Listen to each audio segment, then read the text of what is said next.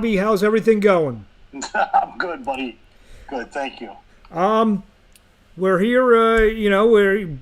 We've been tied up for the last 5 6 weeks with everything going on. How are you making out with everything?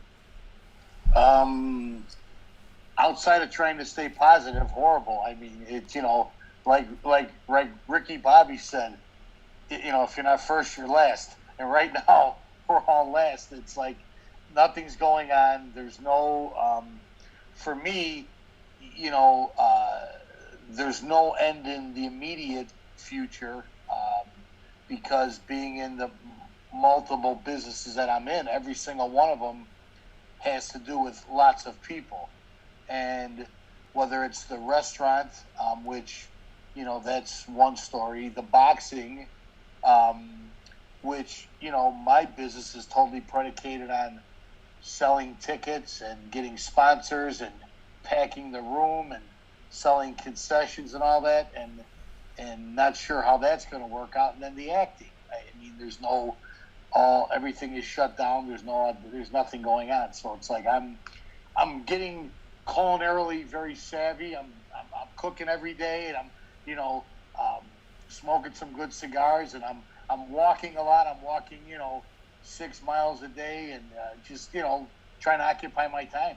Well, obviously, a lot of people will talk some boxing in a few minutes, but obviously, you mentioned the restaurant. You just opened up a brand new restaurant.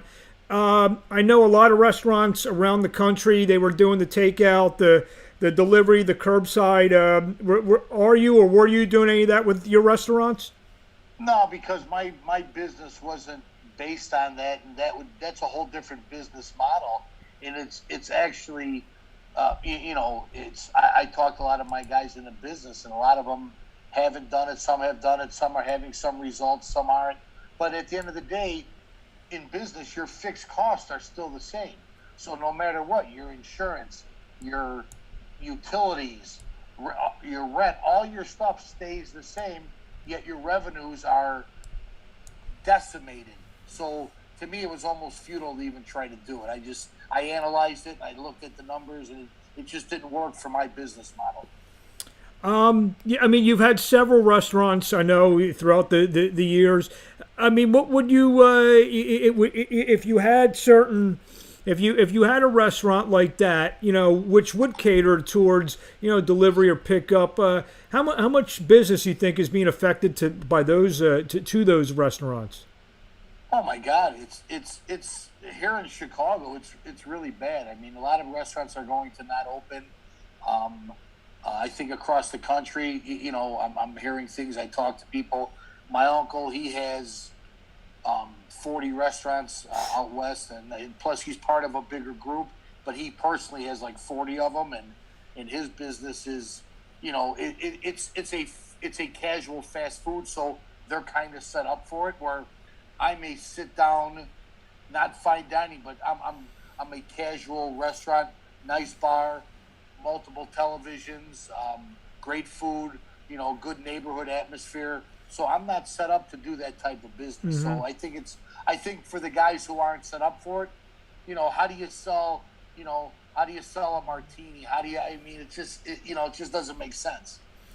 Are you a little worried about when, I guess, when hopefully in the next couple of weeks, when these restrictions will be lifted a little bit, maybe you're allowed to have some people in your restaurant. You're worried about, I read a stat, this is 2 weeks ago, that there are 72% of the people, if they had to go to a baseball game or a sporting event like the next day or within the next couple of weeks, they wouldn't go. Does that worry you about your Oh, yeah, about? very much so.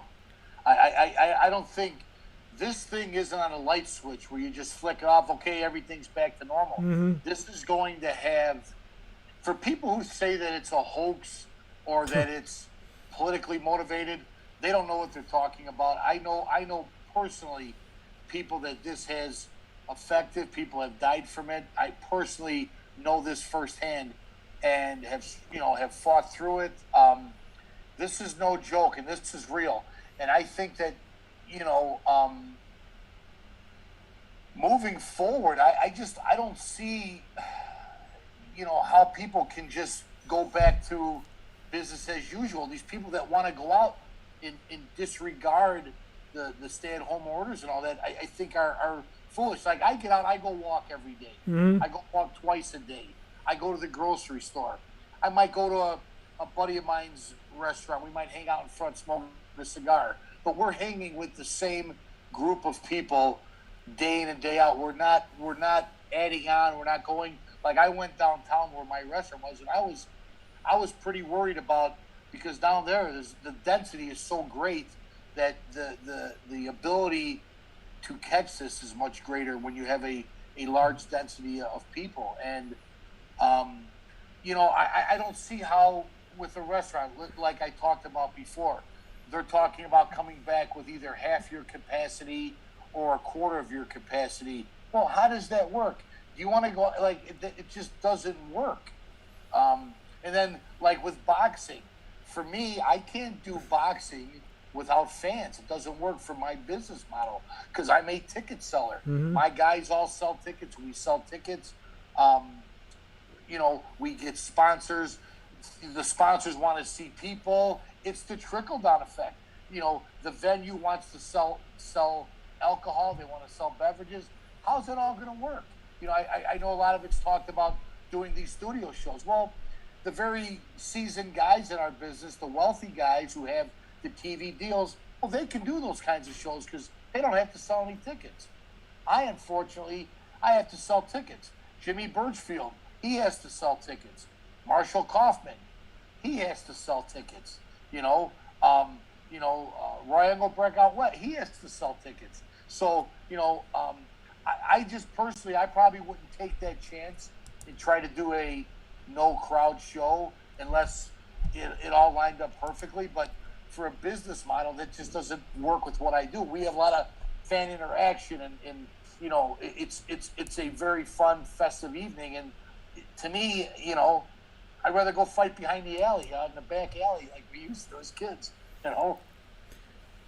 What I live in a big city. I live in Philadelphia, and me and my wife will go out for a walk or whatever. We see a lot of people not following.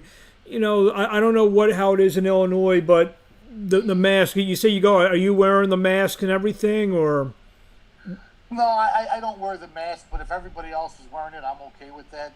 So it's like I just, I don't go into places where I'm in that close of proximity of people, and so I haven't done that. But you think about it, what's the one thing you and I have in common besides boxing? Our love of music. Yeah. Think about that. All the great concerts that were coming this summer. I'm so disappointed, Let's see here. I had tickets to the stadium tour with Motley Crue. I Guns N' Roses tickets. There are so many concerts coming. Hall & Oates that me and my wife have seen a couple times. A few others. I'm trying to think of I want to go see the Doobie Brothers. That's not going to happen. So I was excited to see Whitesnake again. Yeah, David Coverdale. Actually, he's actually a good Twitter follower. They're terrific. I saw them last year, and it was Jason Bonham. Yes. The Led Zeppelin Experience. It was Whitesnake, and it was Foreigner. And I got to tell you, Whitesnake, and I was literally leaning on the stage. I was like right there, and it was like they blew me away. It was terrific. Do you see a lot of people in Chicago wearing the mask and doing all that when you're walking on the street? Yeah. There's a lot of people. And now they've mandated, I think starting Friday, that everybody has to wear a mask if you're out of the house, I guess. Which I guess not a bad idea. Just, to me, the whole thing, think about it. Who's to say that the 6 foot is the social distancing that really works? I mean, like, it's all, you got to take precautions yourself. Keep, watch what you touch. But think about it. I mean, I don't know. As young kids, we grew up, we ran the streets, you played in the dirt, you did things. It's just a crazy life out there now. It's I don't get it. I just don't get it, it's gone. To steal, like you said, you brought up music, and I'm not even really a big REM fan, but is this the end of the world as we know it? Yeah. Well, you know what? Think about it. Everybody talked about 9/11, and look how long it's taken for us to not recover, but get used to the checks and balances, put into especially at the place airport. Yeah, because right. And so that was a big thing, and like I feel bad that my son will never have the chance to go make a plane with 10 minutes left to get on the airplane. yeah. Do you know what I mean? It's like, but okay, so we get used to that, and we both travel a lot. So it's like, you know, this always makes a case for flying private because that's the only way to go because standing in line at the airport, it's just, to me, I don't like all that. Now, if they implement the social distancing, less people on a flight, putting masks, all these things, like, I don't know if I can do it. I mean, to me, I'll stay in my house. I can't, I can't alter my life. Like, I'll listen to I'll do my job, my civic duty to stay safe and not be part of the problem. Mm-hmm. But for my livelihood, for what I do, for my interaction. I mean, I'm a talker. I like to talk. My nickname for you is the mayor of Chicago. So yeah, you're a real man about town there. I feel that something like this is tough for you because you're here, you're there, and we'll talk about the Bears in a minute. We're going to talk about the Bears in a minute, about the NFL draft. You catch yourself watching the news a lot now to see what's going on, or in the beginning I was. Now I because it's just. I just hate when they turn this thing into a political slugfest. And it's like, man, we're trying to save lives here. And I got to tell you, for people who don't take this serious, they obviously don't know anybody that's been affected by it. I've not only been affected by it financially, business-wise, but I know personally people that have had it, have beat it. People have died from it. Yeah. I mean, it's like, this thing is no joke. And thank God we try to stay healthy. We try to live right and do the right things.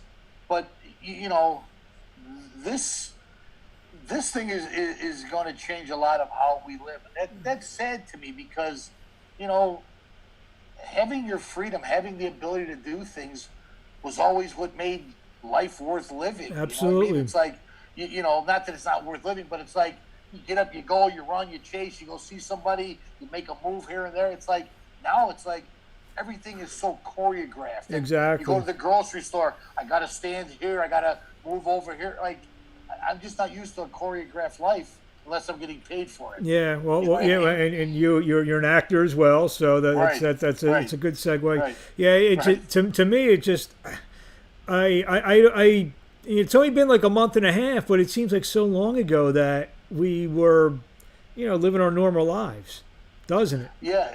And it just goes like that. I mean, I'm spending a lot of time. I have scripts that I've been sent that I'm reading. I got, I spend time, reading scripts and doing things and, just trying to occupy my time because it just all of a sudden just came like in one fell swoop. It's like here today, gone tomorrow. One day we're planning our next, specials at the restaurant. The next day, closed down. It's like, what the hell just happened? It's like the scene from Fast Times at Ridgemont High with Damone. Yeah. I don't know what the hell happened. I woke up in such a good mood. Do you know what I mean? I mean, we talked about the boxing, and just one more question about your boxing business.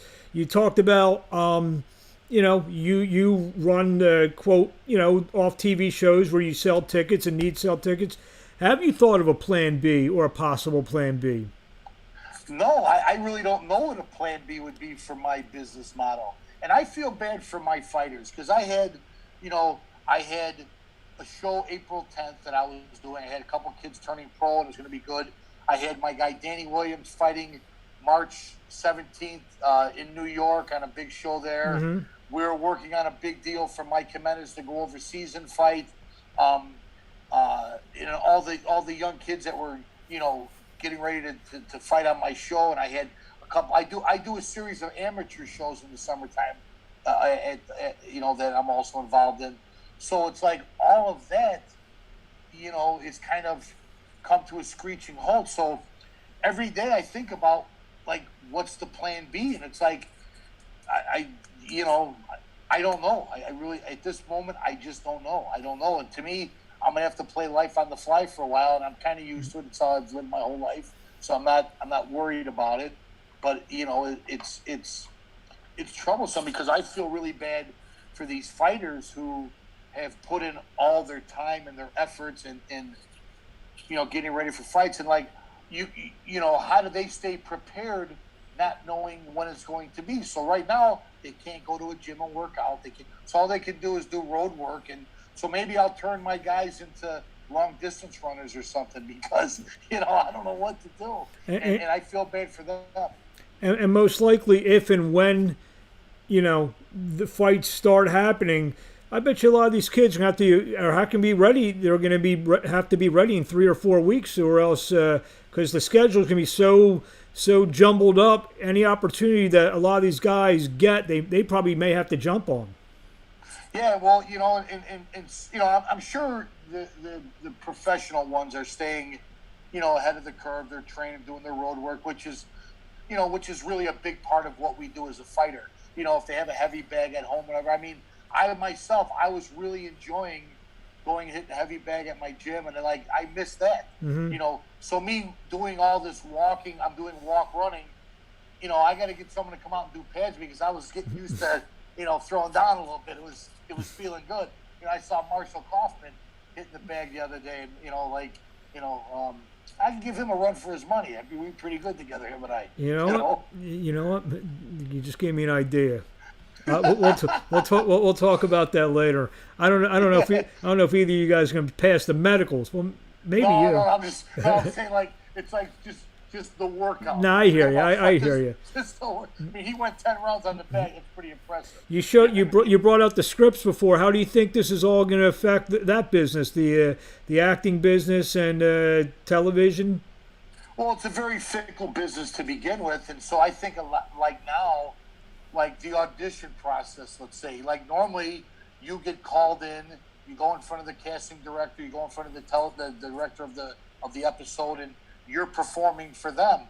I think a lot of it's going to be taped now, and I've only done a few taped auditions. I don't like anything about the social media, the text. I don't like anything about it, because I'm just an old school guy. I like to talk. I like to meet people. I like to shake hands and kiss babies. And so this whole... Hence, he is the mayor of Chicago. Right. But it's really... Society nowadays is set up for these young people, because they just gravitate to it and they get it. And but yet they don't get to hone their social skills, because everything's a text message or so to do a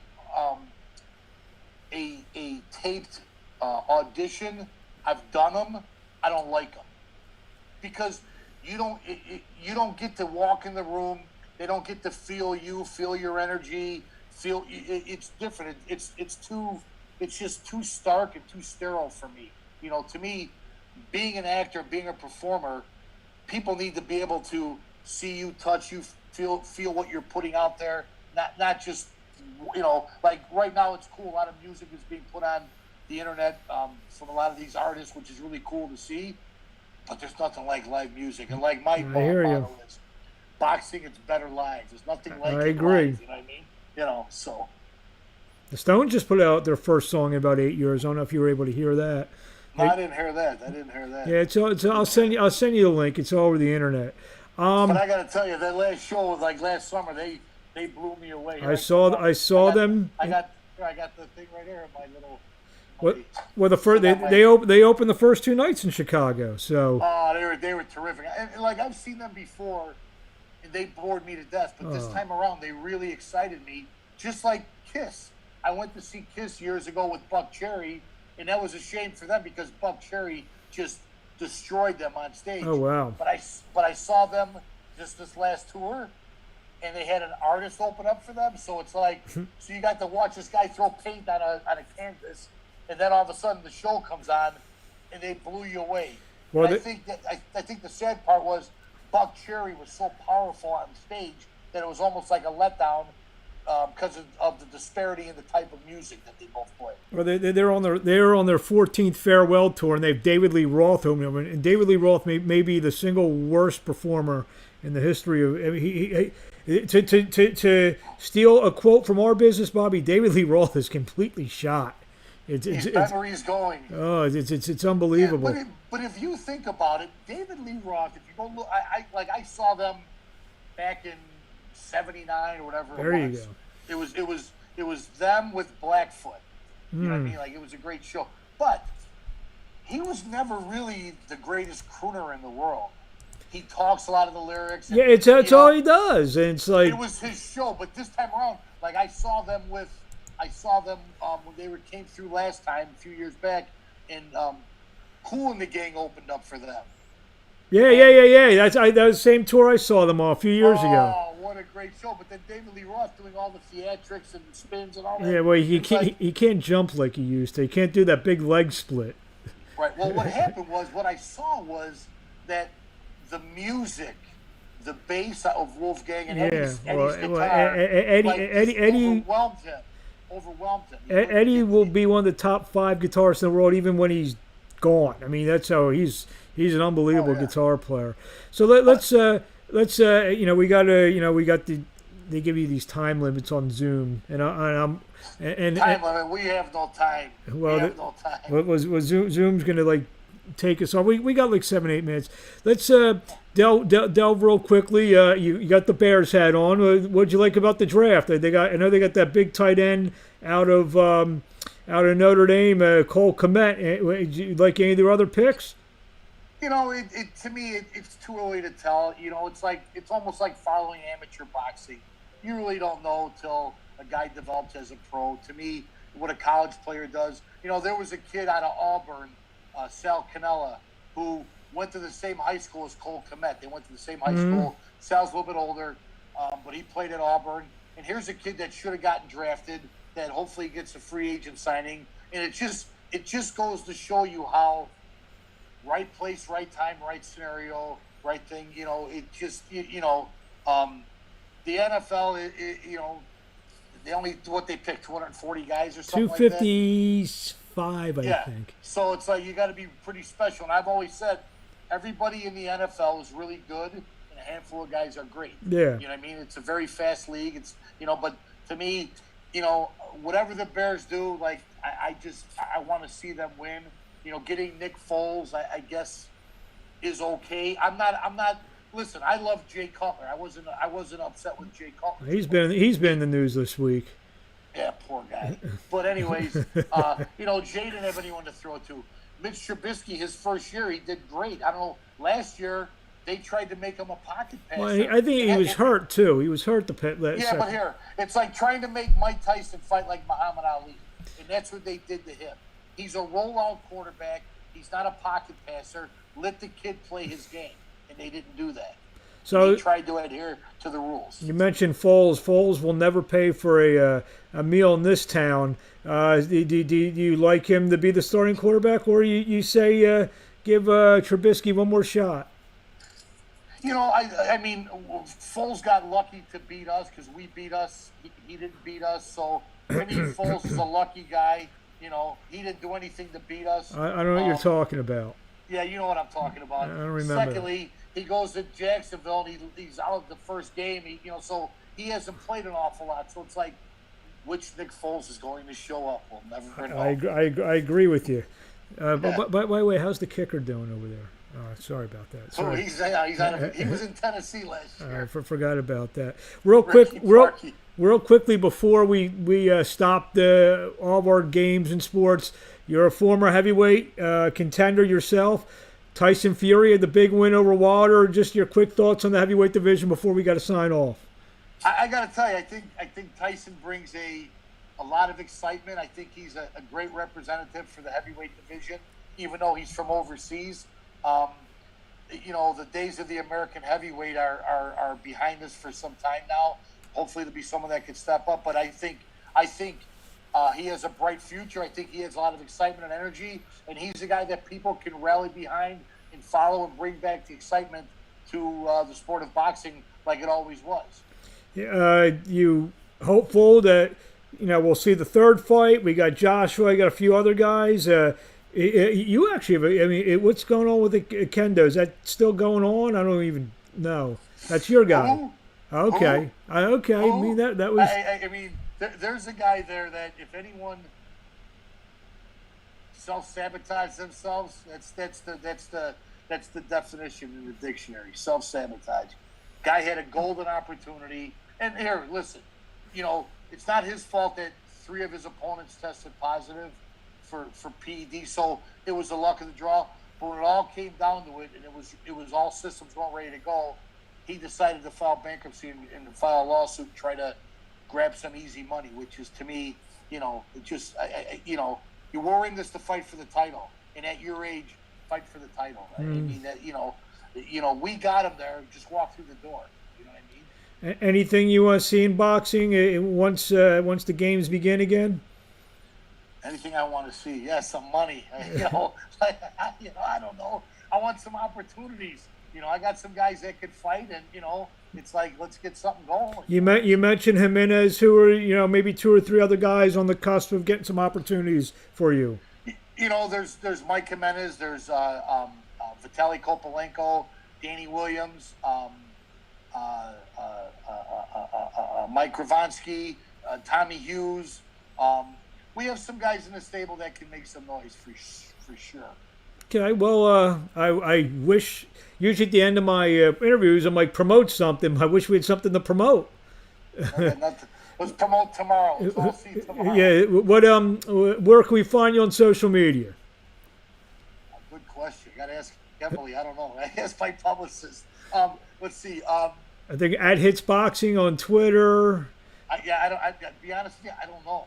I guess I should know, but I don't. Well, right now we're on 4 Facebook pages, actually 5 Facebook pages live, 2 websites, 2 YouTube channels, and Twitter. So we're on 10 different spots live right now. So anybody watching us? I see some people. We got a few. I'm only looking at one page, and I saw Joey I was watching Marshall. Hey, my guy Joey I love Joey.